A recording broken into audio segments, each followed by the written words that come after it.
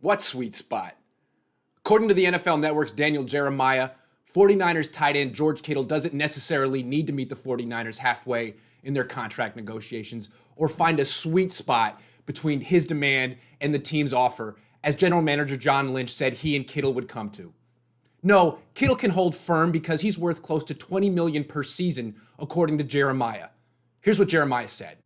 We talk about the value of versatility, the old days of you're going to get paid as a tight end or you're going to get paid as a wide receiver. I think you throw that out the window in this negotiation. You talk about blocking like an offensive lineman, but being able to run routes like a wide receiver.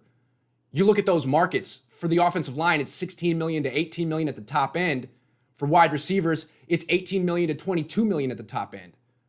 So I think he's going to find his way closer to $20 million than closer to $15 million when this is all said and done with this deal. Here are 3 takeaways from Jeremiah's analysis. Jeremiah is 100% correct.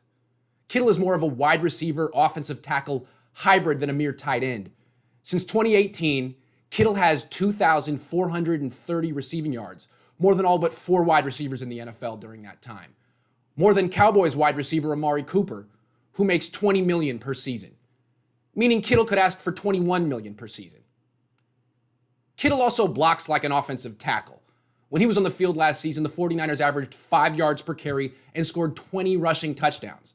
When he wasn't on the field, they averaged just 3.5 yards per carry and scored only 3 rushing touchdowns.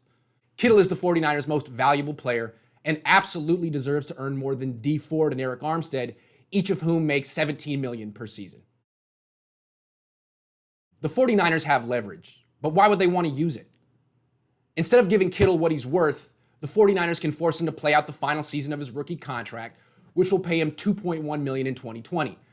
Then they can franchise tag him 3 years in a row and pay him $10.6 million in 2021, $12.7 million in 2022, and $15.3 million in 2023, i.e. 4 years, $40 million, as opposed to 5 years, $100 million. That's how far apart these two sides could be. But why would the 49ers want to alienate their best player? Why would they want Kittle to hold out of training camp and possibly the season too?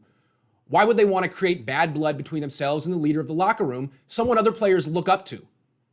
If the 49ers won't take care of Kittle, who does everything right, what message would they send to everyone else on the team? They should want to pay Kittle close to $20 million per season. They should be proud to have such a great, rare player. They might never find another one like him. The 49ers and Kittle probably will reach an agreement before training camp. I think this negotiation will come down to the deadline. I'm sure the 49ers hate the idea of paying $20 million per season to anyone who's not a quarterback. That's why they traded DeForest Buckner to the Colts. And I'm sure Kyle Shanahan feels he can create a great offense without Kittle. I wouldn't be surprised if Shanahan even has toyed with the idea of trading Kittle if Kittle won't lower his contract demand. But Shanahan isn't the general manager. Lynch is. And Lynch is a smart, sensible, grown-up leader. I can't see him poisoning the relationship with Kittle or trading him out of ego or spite, even though Lynch traded Buckner. Kittle would be even tougher to replace than Buckner. How many wide receiver offensive tackle hybrids exist?